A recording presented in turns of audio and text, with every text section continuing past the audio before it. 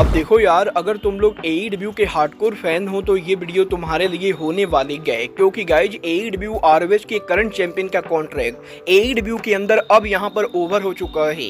AEW के बाहर एक दूसरे रेसलिंग शो के ऊपर एमजेएफ का रिटर्न मैच अनाउंस हो चुका है।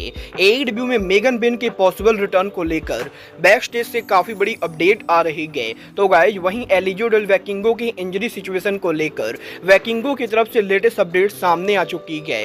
तो गाइज चलिए बिना किसी देरी के शुरू करते हैं इस वीडियो को। और सबसे पहले बात करेंगे एईडब्ल्यू के फ्राइट नाइट स्पेशल डायनामाइट के व्यूवरशिप की। गाइज यहाँ पर ये बात तो हम सभी लोगों को मालूम है, इस हफ्ते यहाँ पर एईडब्ल्यू की तरफ से हमें यहाँ पर Halloween special fright night dynamite देखने को मिला था, जिस शो के ऊपर एईडब्ल्यू के अंदर काफी सारी बड़ी चीजें हुई। और प्राइवेट पार्टी जहां शो पर न्यू टैग चैंपियन बने, वहीं एडम कोल ने 1 साल के बाद इन रिंग रिटर्न किया और शो के एंडिंग के ऊपर बॉबी लेस्ली ने उनका डेब्यू किया था। और शो के ऊपर इतनी सारी बड़ी चीजें होने के बाद भी एईडब्ल्यू के इस हफ्ते डायनामाइट की व्यूवरशिप लास्ट वीक के मुकाबले डाउन हो चुकी है। गाइज यहाँ पर लास्ट वीक जब एईडब्ल्यू ने उनका डायनामाइट किया था तो एईडब्ल्यू के डायनामाइट को 6,37,000 व्यूवरशिप मिली थी। बट इस हफ्ते जब फ्राइट नाइट स्पेशल डायनामाइट हुआ तो एईडब्ल्यू डायनामाइट की व्यूवरशिप मात्र यहाँ पर 6,28,000 है। और क्योंकि यूएसए के अंदर करंटली इलेक्शन के अलावा बेसबॉल गेम्स भी हो रहे हैं, तो गाइज इसीलिए डायनामाइट की व्यूवरशिप लास्ट वीक के मुकाबले डाउन हुई गए। और गाइज डब्ल्यूडब्ल्यूई के एनएक्सटी को भी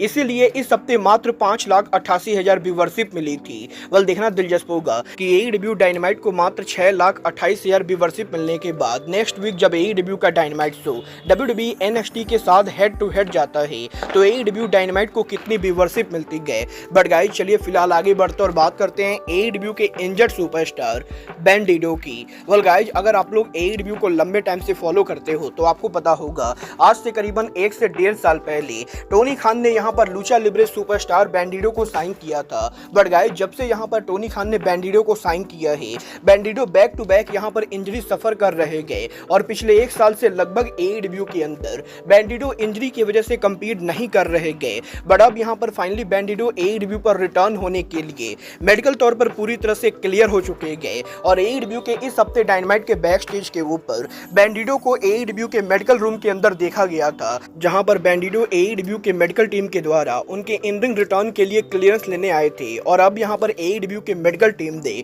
बैंडिडो को रसल करने के लिए क्लियर कर दिया है। और अब ये देखना दिलचस्प होगा कि एईडब्ल्यू के बैक स्टेज के ऊपर इस हफ्ते बैंडिडो के मेडिकली क्लियर होने के बाद टोनी खान बैंडिडो का रिटर्न एईडब्ल्यू या आरओएच के शो पर कब कराते गए। बट गाइज जहां तक बात रही रिटर्न होने की, तो गाइज यहीं एईडब्ल्यू के अंदर मेगन बेन के रिटर्न सिचुएशन को लेकर बैक स्टेज से काफी बड़ी अपडेट आ रही है।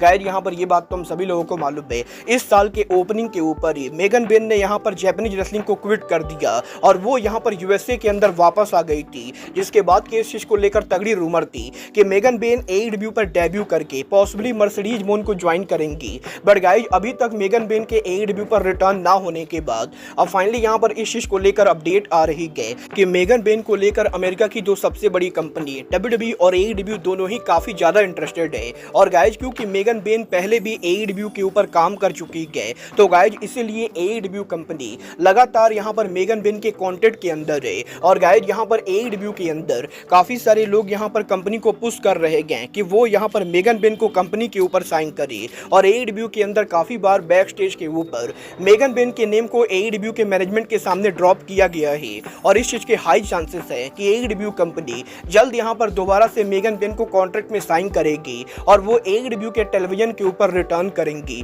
मतलब ये तो आने वाला टाइम बताएगा कि मेगन बेन एईडब्ल्यू के ऊपर रिटर्न करती गए या वो डब्ल्यूडब्ल्यूई के एनएक्सटी को ज्वाइन करती गए। बट गाइज चलिए फिलहाल आगे बढ़ते और बात करते हैं लूचा लिब्रे सुपरस्टार एलिजो डेल वैकिंगो की। गाइज यहाँ पर ये बात तो मैं आपको ऑलरेडी बता चुका हूँ, टीएनए बाउंड फॉर ग्लोरी पर वैकिंगो की कंप्लीट करने के बाद जब यहाँ पर फॉलआउट इंपैक्ट रेसलिंग शो के ऊपर वैकिंगो यहाँ पर उनका मैच रसल कर रहे थे, तो मैच के दौरान यहाँ पर वैकिंगो को इंजरी हो जाती है, जिसके बाद की मैच को रोककर वैकिंगो को स्ट्रेचर पर लिटाकर लोकल हॉस्पिटल के अंदर ले जाया जाता है। और गाइज यहीं वैकिंगो के इंजर्ड होने के बाद अब यहाँ पर एलिजो डेल वैकिंगो ने ये खुद कंफर्म किया है कि टीएनए रेसलिंग के इवेंट पर इंजर्ड होने के अगले दिन के ऊपर ही वैकिंगो ने अमेरिका को लीव करके मैक्सिको के लिए रवाना हो गए थे। और 5 दिन तक मैक्सिको में यहाँ पर चेकअप कराने के बाद वैकिंगो यहाँ पर उनके फैंस को ये बताना चाहेंगे कि वैकिंगो को इंजरी तो हुई गई, बट ये इंजरी कोई बहुत ही बड़ी सीरियस सीरियस इंजरी ना होकर बल्कि माइनर इंजरी गए और वैकिंगो के लेग इंजरी के लिए ना तो उन्हें किसी भी तरह की सर्जरी कराने की जरूरत है, ना ही उन्हें ज्यादा लंबे टाइम तक रिंग से बाहर रहने की जरूरत है। और वैकिंगो यहाँ पर इस बार इंजरी के लिए 15 से 20 दिनों तक यहाँ पर थेरेपी लेने वाले गए, जिसके बाद कि वो यहाँ पर रिटर्न करने के लिए मेडिकल तौर पर दोबारा से क्लियर होंगे। और वैकिंगो ने उनके फैंस को ये प्रॉमिस किया है कि आने वाले 20 दिनों के बाद वैकिंगो यहाँ पर दोबारा से रिंग के अंदर रिटर्न करेंगे। वेल, देखना दिलचस्प होगा कि 20 दिनों के बाद वैकिंगो का रिटर्न पहला मैच कहाँ होता है।